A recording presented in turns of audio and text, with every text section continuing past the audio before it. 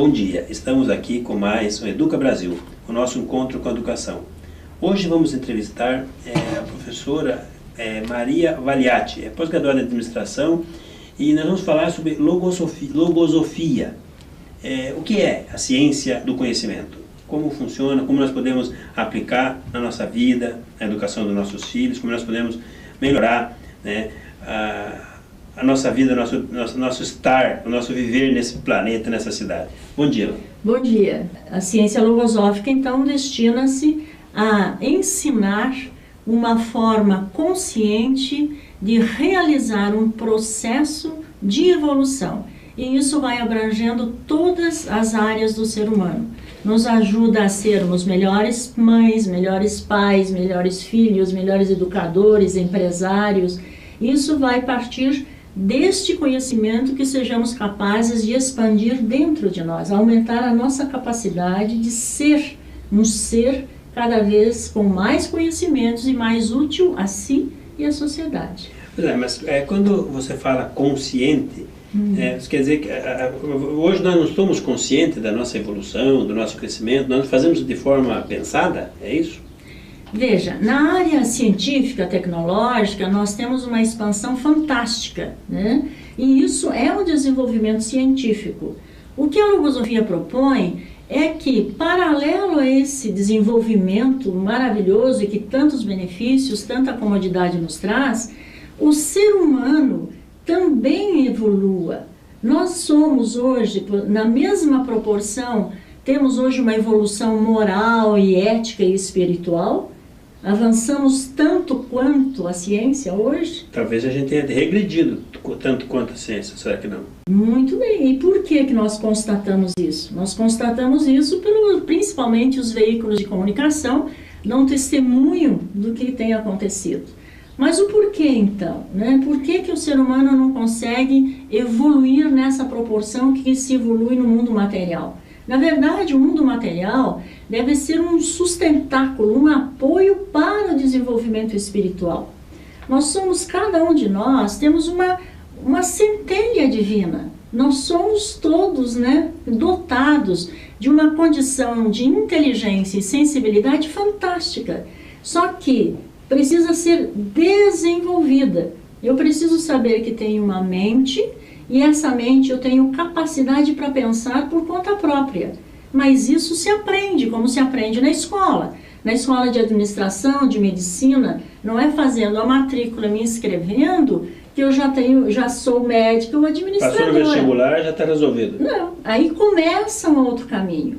E daí nós passamos quantos anos em bancos escolares para daí nos formarmos, ou seja, estarmos habilitados a exercer uma profissão. Pois é, mas veja, quando você fala da questão do desenvolvimento científico, a ciência está mais a serviço do consumo, do comércio, né? Dos produtos, sim, do que do desenvolvimento humano. Com certeza. Nós temos alguma coisa de desenvolvimento, de conhecimento de desenvolvimento humano, mas faz 50 anos que tem pesquisas, e pesquisas, se você investe R$10 em pesquisa, se investe R$ 9,99 em desenvolvimento de produtos e serviços, né? Em coisas para consumir. Sim. Né? E nós somos educados e vivemos, falar o contrário é meio contramão da história. Nós temos andando na Cataratas do Iguaçu querendo subir nada para cima, né? Não é um pouco assim? É difícil, né? É um pouco assim? Muito. Né? O que nós temos buscado é compreender que o meu desenvolvimento consciente não depende do governo, não depende da quantidade de impostos que eu pago, não depende nem da quantidade de dinheiro que eu ganho. Do dinheiro que eu ganho, do tipo de carro que eu tenho. Então, o desenvolvimento consciente é um patrimônio moral e espiritual que nós vamos conseguindo, primeiro, sabendo que temos essa condição. Nós temos uma inteligência com uma capacidade muito grande, mas ela sempre foi educada para fora. Sempre foi educada para mais, cada vez mais. Para ter mais. E nós temos que ser mais. Ser mais significa ter mais conhecimento. Mais conhecimento de quem? Da minha potencialidade como ser humano de crescer. Esse é o consciente que a senhora Esse é o consciente. Eu vou criando um ser com capacidades fantásticas, no sentido de ser capaz de produzir pensamentos próprios e ser útil à sociedade, de cultivar sentimentos verdadeiros. Né? Pois é, mas aí vamos sair da nossa... Isso é uma ação pessoal individual, né? Tá. Então, eu tenho que me ter consciência do meu... Né? E como é que a gente faz isso quando nós temos um filho? Por exemplo, nasceu uma criancinha lá na nossa casa. Sim. E daí, no outro dia, o Alexandre aqui tem agora esses dias que nasceu, né, Alexandre? e essa criança toma conta, né? Tá. Como fazer para que essa criança já se desenvolva essa preocupação? E não fique uma egoístazinha. Tá. Agora, a pergunta é assim, eu posso ensinar se eu não tenho que ensinar? Eu, ou a grande maioria, fomos formados em que o pai fazia... Ninguém mais falava nada. Essa era o melhor, foi ótimo, aprendi muita coisa. Agora hoje... Agora tá assim, a criança faz... e ninguém mais fala nada. Tá certo também? Não está, não está. O que a criança precisa é que seja explicado o que fazer. Por que não botar o dedinho na tomada? Se ela insiste, ela põe, ela aprende, aí você explica para ela. As explicações são necessárias para que se entenda. Quando você entende um mecanismo, quando você entende um processo, né, você começa por si só pensar sobre ele. Mas se há uma imposição... A tal da autonomia que todo mundo fala. Sim, mas é por meio do conhecimento, do entendimento. Então eu entendi, né? Eu entendi que é muito melhor eu ter uma conduta ética, por exemplo, na minha profissão, e ser uma mãe que saiba ser muito carinhosa, afetuosa, mas também saber que tem um limite para a criança ir. A criança precisa ser educada, mas educada explicando. O meu comportamento tem que ser um espelho para a criança. É um espelho. Tem que ser. Mas mesmo que seja errado. Bom, tá certo. Então tem que ser um bom modelo, digamos assim, né? A criança tem que perceber que aquilo que eu disse a ela fazer, eu faço normalmente. Quando eu digo para ela não ser agressiva, não ser violenta, estudar, ela tem que ver se alguma vez eu leio alguma coisa, se eu não se eu estudo, se eu estou levando ela para a escola e falo um palavrão para o cara que cruzou a minha... Como é que eu vou falar para ela ser educada? Então, eu preciso ter conhecimentos para que quem me assiste no dia a dia comprove o que eu disse. Pois é, mas as pessoas têm essa percepção? Hoje, sim. Por isso que a logosofia se propõe, ensina, e eu já tenho alguns anos nessa área estudando, a realização em mim. Eu não posso dizer para você ser bom, ser melhor. Você pode se tornar, eu posso me tornar, mas você não pode me tornar. Não, você escolhe o que faz. Eu também escolho. Então, se para mim é muito melhor ter muito mais dinheiro e por conta disso não respeitar princípios éticos, é uma escolha. Só que adiante eu vou ter os resultados com relação a isso. Eu vou herdar o que eu fiz. Nada fica impune. É uma mentira, ela pode demorar um pouco, mas será descoberta. Mentira tem pernas curtas, né? Entre outras coisas tem perna curta. Mas com certeza a verdade prevalece. Ela pode às vezes demorar, ou como somos inconscientes do caminho que ela vai seguir, nós fazemos de conta que ela não vai aparecer. E depois a gente se surpreende, né? Que coisa, poxa, Deus é tão injusto comigo, é bonzinho só com você. Muito bem. Nós estamos aqui conversando com a reitora da Fundação Logosófica, Maria Valiati. Estamos conversando um pouco sobre essa ciência do conhecimento, né? E eu acho que temos que refletir bastante sobre isso, né? Cada dia mais nós vivemos num mundo do consumo, num mundo onde vivemos como se sinônimo de viver fosse comprar alguma coisa nova, né? E esse exemplo nós estamos transferindo todos os dias para nossos filhos, né? Eu quero lembrar você para acessar o nosso site, institutoeducabrasil.com.br. Lá você encontra os nossos programas, né, os áudios dos programas que você pode indicar para os amigos, pode baixar, pode ouvir. E também o banco de palestrantes voluntários. São vários palestrantes que se propuseram para doar uma ou duas palestras, ou 3 palestras por ano, para instituições públicas, instituições carentes, né? Então, se você gostar de alguém, ou estiver precisando na sua comunidade, na sua entidade, de alguém para falar com os pais, professores, com as pessoas sobre diversos assuntos, acesse lá e veja e faça um contato, mande um e-mail, que a gente vai agendar e tentar encontrar as pessoas. E você que é palestrante também, que quer fazer, participe conosco como palestrante e voluntário. Entre no site e se cadastre, né? Acho que é uma forma que o Instituto encontrou de aproximar os especialistas da comunidade, da sociedade. Acho que a gente pode ajudar bastante, não é mesmo? Com certeza. Ser útil à sociedade. Eu falei que a senhora é professora, mas a senhora é professora, ela é fundadora, é reitora. O reitor Moreira disse que é professor. Então, são conceitos, né? A escola, a Fundação Logosófica, é uma entidade cultural sem fins lucrativos, de utilidade pública, registrada no MEC. Nós somos, na verdade, uma escola. Mas somos uma escola diferente. Nós somos profissionais de todas as áreas, mas que nos inquietamos com a vida num sentido superior, além de estar bem. Eu tenho uma família muito bem constituída, uma empresa está bem, está tudo em ordem. Mas eu sinto a necessidade de atender esse aspecto humano, de crescer como ser humano, e para, além de construir a minha própria felicidade, como eu posso ajudar para que os outros também possam realizar esse mesmo caminho de evolução consciente, ou seja, uma evolução planejada, uma evolução que eu quero atingir mediante esse conhecimento interno dessa vida que nós temos, que é o ser humano, que é o conhecimento de si mesmo. Na sua opinião, hoje, nós vivemos atropelados? Nós somos atropelados pelo mundo? É isso? Eu diria que o pensamento da pressa é um pensamento que nos atropela de verdade, né? Quando nós somos angustiados pela pressa, nós passamos a ser intolerantes, né, e exigentes.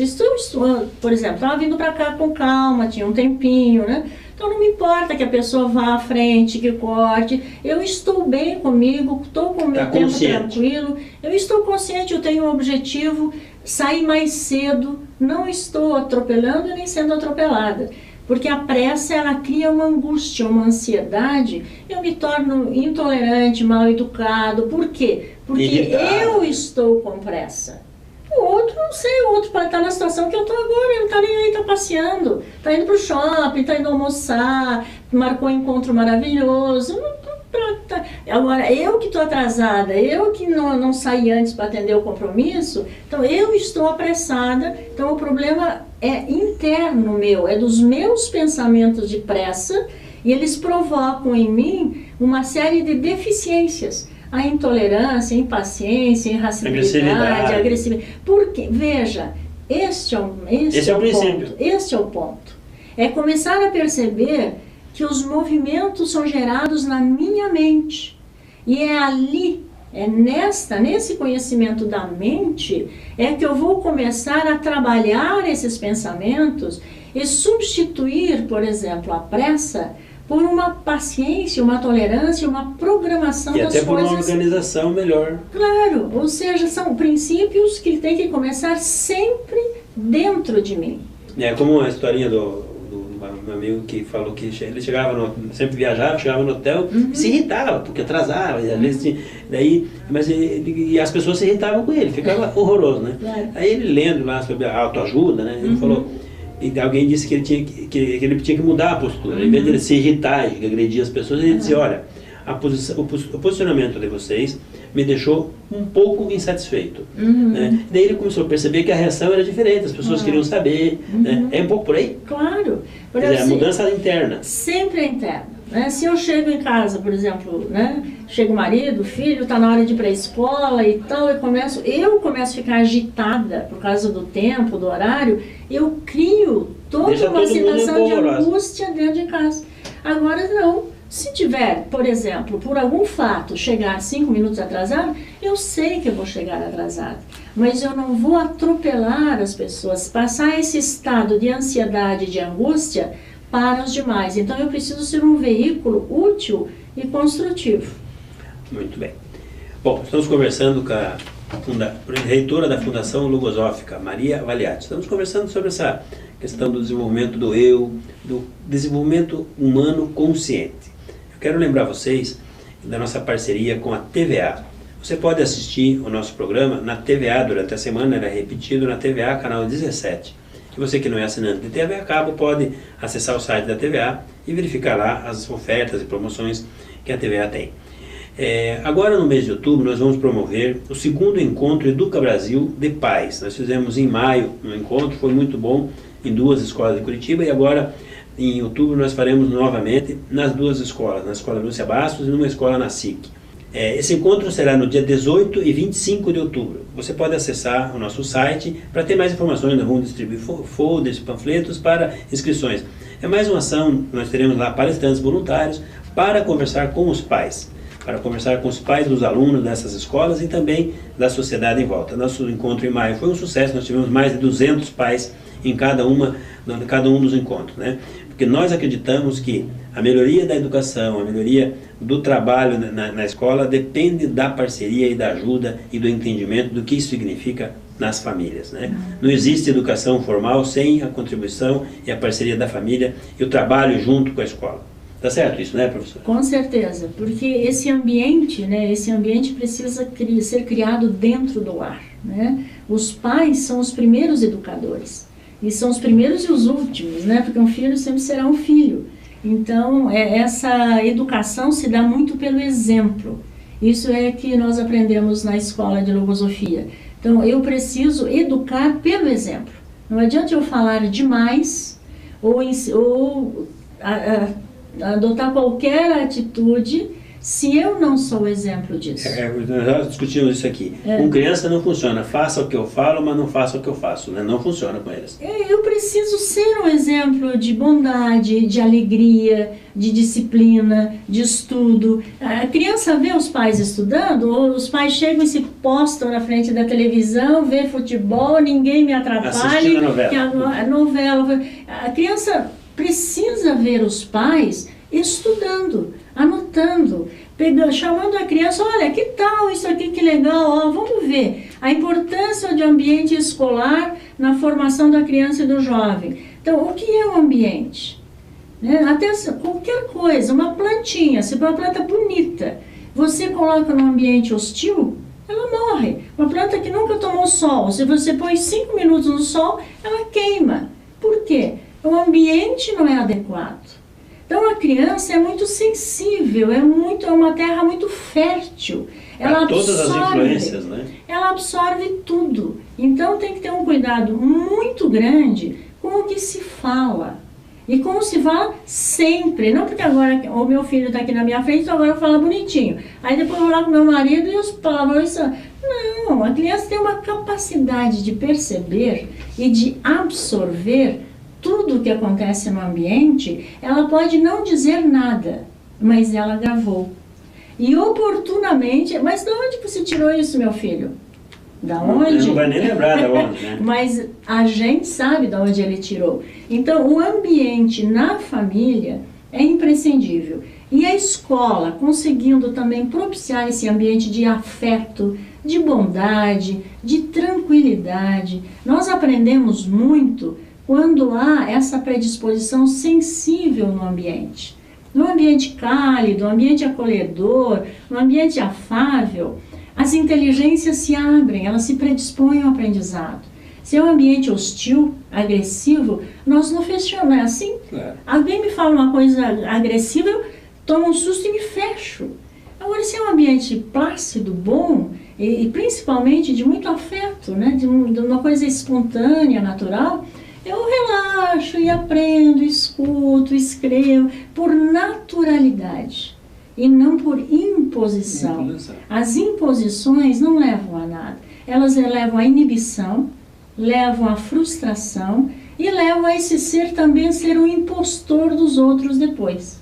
Né? Porque nós acabamos fazendo o que aprendemos. Então, quanto mais consciente nós formos dessa realidade sensível, desse ambiente interno, ambiente familiar e ambiente escolar, propicia demais o desenvolvimento consciente, o aprendizado. E veja, não estamos querendo dizer aqui desenvolvimento consciente, essa questão do diálogo, não estamos falando que não tem que ter limite, né? Não, é muito importante dizer. Agora, o limite não precisa ser imposto de maneira agressiva, de maneira brutal, mas tem que ser estabelecido. Sim. O limite, especialmente quando estamos falando de educação de crianças, né? Sim. O nosso papel de adultos, que nós aqui no Educa Brasil temos falando bastante.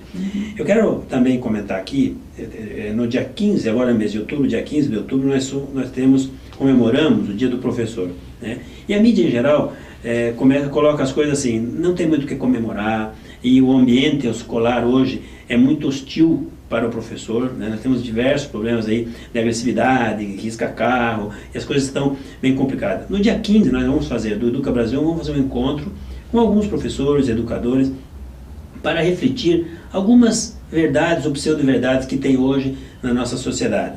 Como, por exemplo, por que um policial tem mais autoridade dentro da sala de aula do que o professor? Por que o professor não tem o respeito da sociedade que um médico tem, por exemplo? Nós vamos fazer um encontro com professores, e você que é professor que nos assiste, que se quiser participar, pode acessar ou mandar um e-mail para o Educa Brasil, né? Que nós vamos cadastrar você. Nós vamos um encontro e deve ter lá mais 100 pessoas, né? Já tem um número razoável de pessoas que foram convidadas, e a ideia é nós fazermos até um manifesto, um documento em relação a essa visão, esse ambiente escolar, como é que está para o professor esse ambiente, né?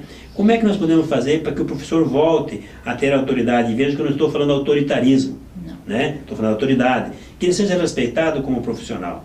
Porque nós temos um grande número de professores, a maioria dos professores que querem e têm conhecimento e querem fazer o trabalho, mas eles não encontram o respeito, não encontram o apoio e muitas vezes não encontram as condições para que eles possam fazer o seu trabalho. Eu acho que o dia 15 é o dia do professor e é um momento importante para que a gente possa refletir sobre essas questões. Então, você que é professor, que está, de alguma maneira, sendo indignado, que eu sou indignado com essas coisas, venha participar conosco, para que a gente possa apresentar um caminho.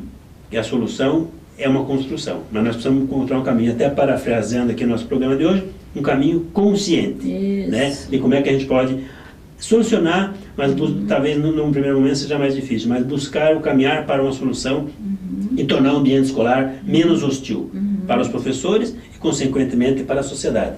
Está correto, né, Pro? Muito correto. E, assim, é um esforço grande. O docente é uma das profissões mais fantásticas que tem. Ser professor é maravilhoso. Mas hoje está virando um inferno. Vamos dizer assim, há que ter no professor reservas morais, reservas sensíveis, para ele ser exemplo disso. Se o aluno é agressivo e o professor também, nós vamos criar uma guerra na sala. Agora, se o aluno é agressivo, mas ele está aprendendo, ele tem que aprender outra forma de ser. Então, será que eu não posso, através de uma atitude com mais afeto, até explicar na sala o conteúdo da matéria, mas com conteúdo de vida, mostrar para ele que não se trata apenas de chegar no fim do mês e ter uma nota para pôr no boletim. Os alunos precisam sentir que estão tendo uma formação para ser um ser humano melhor. Para que se estuda?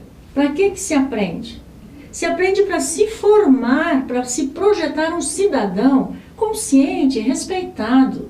E ele precisa sentir no professor um amigo. Ele precisa ter no professor um respaldo.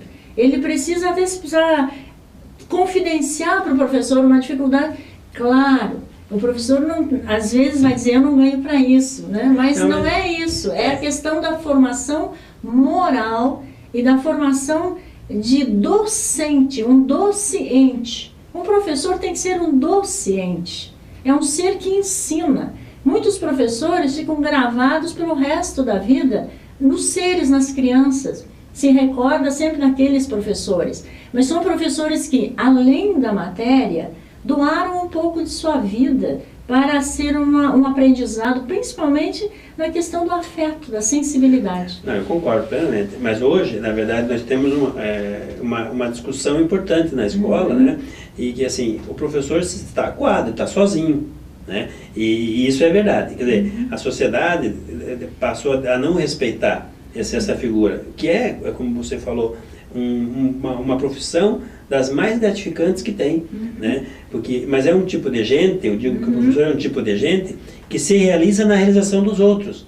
Só que hoje ele não está conseguindo fazer isso, porque os limites estão muito pouco estabelecidos, né? O professor tem muito pouco apoio da sociedade, né? E ele não consegue se posicionar. Hoje existe uma visão, principalmente das autoridades, né? Que o professor não pode nada, né? E ele não pode nada mesmo. Ele acha que não pode nada. Então a gente vai conversar sobre isso e, como eu digo, não é eu acho que tem que ser carinhoso, atencioso e tal, mas tem que ser um professor que tenha início, meio e fim, né? Ou seja, isso pode, isso não pode. Né? E ele tem que ter autoridade para isso. Né? Se ele não tiver, ele vai ser vítima do meio, e ele não pode ser vítima. Ele tem que ser o cara que vai conduzir o desenvolvimento dessa comunidade, dessa turma, desses alunos, desses jovens, né? O que eu vi muito importante é essa reunião que vocês fazem com os pais, porque os pais têm que ser este elo de ligação com a escola. O pai tem que ser também alguém que conviva e amplie o ambiente da educação. Se a criança em casa tem um ambiente totalmente adverso, ela vai fazer na escola exatamente igual. E a autoridade do professor, né, há uns anos atrás, o professor tinha muita autoridade, era quase autoritário. Mas quem que dava essa autoridade? Eram os pais. Hoje os pais não dão, porque também não têm. Né? Essa é uma outra discussão. Né? Mas é assim mesmo, ninguém pode dar o que não tem. Porque se em casa manda o filho, como é que ele vai dar autoridade para o professor, né? A questão é bastante profunda. Nós vamos precisar de mais alguns programas para conversar. Eu gostaria que você encerrasse, dando até de repente alguns contatos da Fundação, para as pessoas que pudessem. Nós temos um pouquinho de tempo, bem pouquinho de tempo. Eu não sei se ele pode passar ali. A Fundação Logosófica, como eu trouxe antes, é uma entidade sem fins lucrativos e ela é destinada a seres que se inquietam por ser algo mais em suas vidas, né? E que sintam que essa centelha divina tem um potencial enorme em cada um para ser expandida. E nós damos cursos gratuitos de informação na Escola de Logosofia, que é na Rua Almirante Gonçalves, 2081, aqui no Rebouças mesmo. E o site é Fundação? www.logosofia.org.br. Tá? Vocês vão encontrar ali muitos livros, que é da pedagogia logosófica, mas principalmente buscamos e precisamos de seres que se inquietem, que queiram ser, digamos assim, úteis para si e para a sociedade, mas de uma forma consciente, lastreada em conhecimentos que edifiquem a moral, né, e que expandam o espírito humano para realmente fazer o bem com dignidade. Muito bem. Bom, nós conversamos bastante sobre essa questão logosófica, nós vamos ter que voltar a falar sobre isso. É uma ciência, e ela parte do pressuposto que nós podemos, somente nós, podemos mudar a nós mesmos. Eu tenho certeza disso, acho que ninguém pode mudar ninguém. A gente pode mudar o nosso comportamento, pode mudar o nosso pensamento, nossa maneira de ver as coisas.